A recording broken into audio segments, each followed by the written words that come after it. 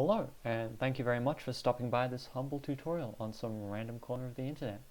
Today I'm going to be teaching you how to make it so that you appear to be typing in either a channel or direct message when you're not actually typing. And if you want to go straight to the tutorial, timestamp is on screen now.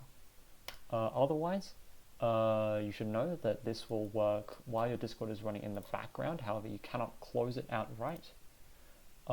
Same with working on multiple channels. You can do it in more than one channel, and of course you can do it across servers as well.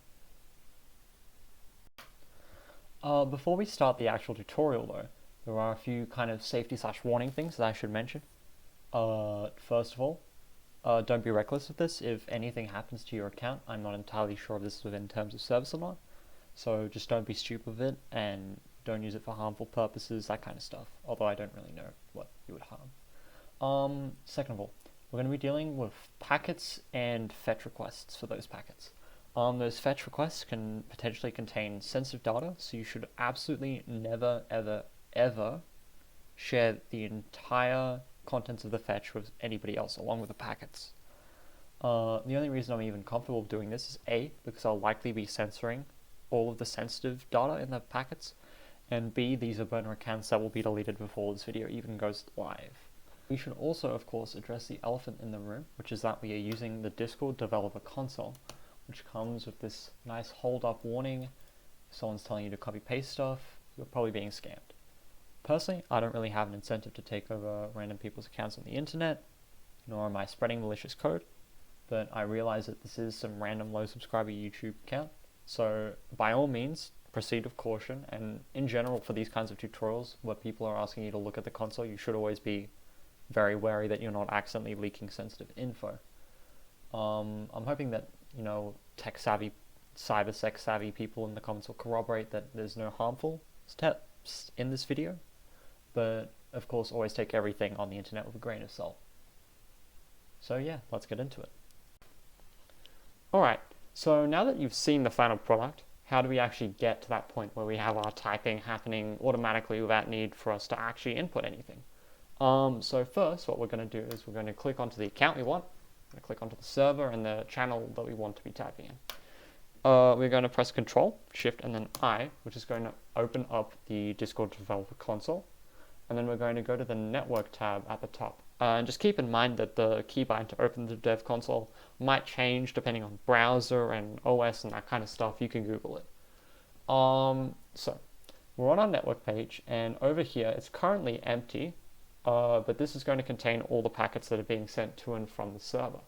To generate our typing packet, we can literally just keyboard mash in our channel of choice, and we're going to have our packet over here called typing. In a busy channel, there's going to be a lot more than just this, because the app is going to need to load images and other people's messages and that kind of stuff. But you're looking for a typing packet.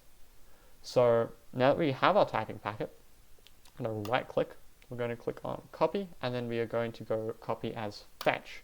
And now that's in our clipboard, so if we were to go to Notepad, for instance, and then just Control V, you can see we have the fetch request, which is going to contain essentially, this is what makes Discord think that we are typing, right? So if we were to, for instance, go into the console right now and paste that in, you will see that it works and it says that we're typing. But since I've only done it once, after a bit of time, it's going to wear off, since Discord checks every 10 to 15 seconds or so whether you are still typing. And since I've only sent the packet once, after that specific amount of time, you're not going to be typing anymore. So how do we get our JavaScript console over here to repeat this fetch function? And that's what we're going to do now. So at the very top, above your fetch, you're going to write function, and then whatever you just pick a name here, right? I'm going to pick anything, but it can really be anything. Well, so you do function, your name here, followed by these round brackets, and then an opening squiggly bracket. Then at the bottom here, you're going to include a closed squiggly bracket, and then before that closed squiggly bracket, but after all this fetch stuff, we're going to type set timeout, and remember capitalization is important here, opening round bracket, function, round brackets, squiggly bracket, name of our function at the top, in my case anything, round brackets, semicolon, squiggly bracket, comma, followed by a number. And then round bracket, semicolon. What does this number do? This number essentially dictates in milliseconds how long the console is going to wait before executing this function again, which in our case is going to send the packet to Discord saying we're typing. So I personally like 8,000 milliseconds or 8 seconds, because that is a good middle ground between, spamming Discord with packets and not being helpful, like accidentally DOSing them or whatever, and a time period that's so long that there are like gaps in between the typing where Discord's like, he's not typing anymore. And then at the end, after set timeout, we're just going to have the name of our function followed by 2 round brackets, open and close. And then this is all the JavaScript we need, and that's going to run over and over again. So all we need to do is copy all of this, paste it into the console, and if we see undefined over here, that means it's probably working. You can see on the side, typing, and if we look on another account, you can see typing is typing at the bottom, and we're also typing on the sidebar. And that's really good. There you go. Alright, so you've got your script working and set up, and it's typing and it's all good. But let's say, for whatever reason, you want to shut it off. You're tired of it, whatever. There are 2 different methods that you can use to stop your scripts from running. And the easiest is to simply close and reboot Discord. You can see when I turn off Discord, I'll be offline and I'll stop typing after a few moments. You can see down here, I'm not typing. On the sidebar, I'm not typing, I'm offline. And even when I do come back online on that account, you will be able to see on the sidebar that it is no longer typing in the typing channel. And that's a really good way of bulk clearing all of the functions that you've got set up to repeat at once. So if you have multiple, for example, running on more than one channel or in more than one server, that will just get rid of all of them all at once. And that's a pretty easy method if you don't want to go into the command line. But let's say that you only want to get rid of one function for whatever reason, and you can't be bothered to go into the command line. Well, let's do that. Now, first off, I'm just going to start up the script again because it wasn't running until now, since we closed and opened Discord. You can see now we are typing, and that is working as intended. So, we have our function, right? And you've called it some vague thing over here, right? Function, whatever. To override this function, what we're going to do function space, the name of the function we put up there. So in this case, it's anything. We'll do anything, round brackets, squiggly brackets. And if that returns undefined, that means you've done it correctly.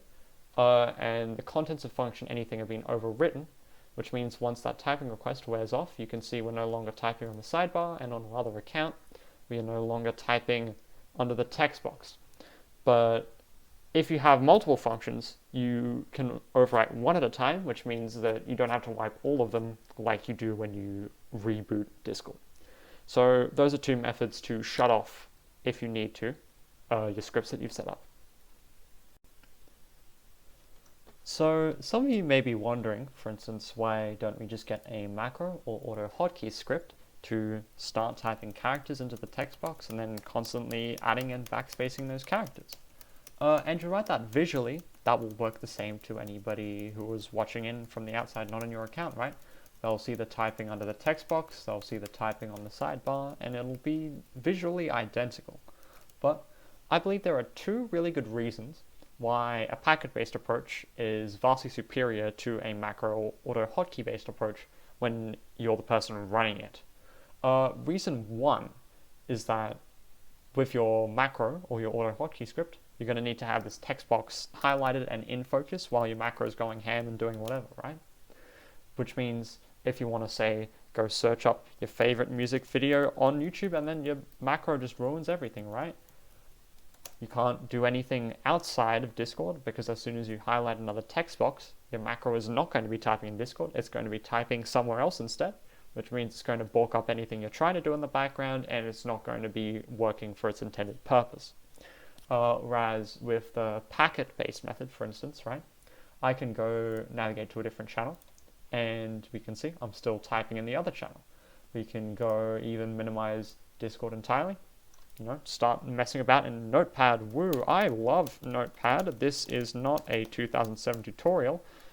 I'm good at spelling, and we'll still be typing just fine. So these packets can be sent in the background, and as long as Discord is open, you're golden, right? You don't need to worry about it. You can do whatever else you want on your computer. So that's one really good reason why the packet-based approach works a lot better than a macro-based approach.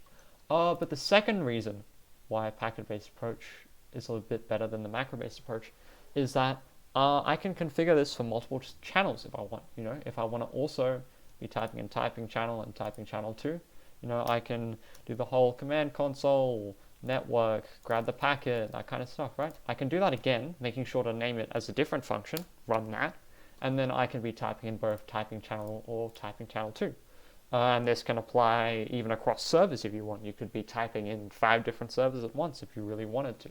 Whereas with a macro, that's a lot harder to configure. You're going to need to let the macro figure out how to switch to the different channels, switch to the different server, do the inputs, backspace, do it again for each channel you want to send it.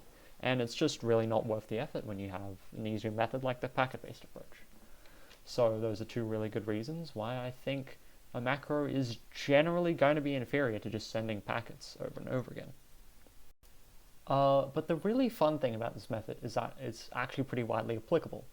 Once you know how to figure out which packet corresponds to what, and you have a little bit of JavaScript knowledge, you can start making all kinds of stuff that relates to different parts of Discord and different types of packets being sent.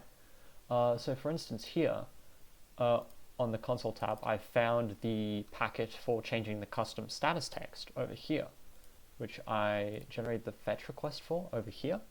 I then changed the body of the fetch request, which is generally where a lot of your more interactive stuff is going to be, so that it would support a counter, and then added in the kind of recursion feature so that it would call itself all the time and the actual incrementation of the counter. And with this final version of the fetch request and function, I can just paste that in, and you can see my status every 10 seconds is going to increment by 1.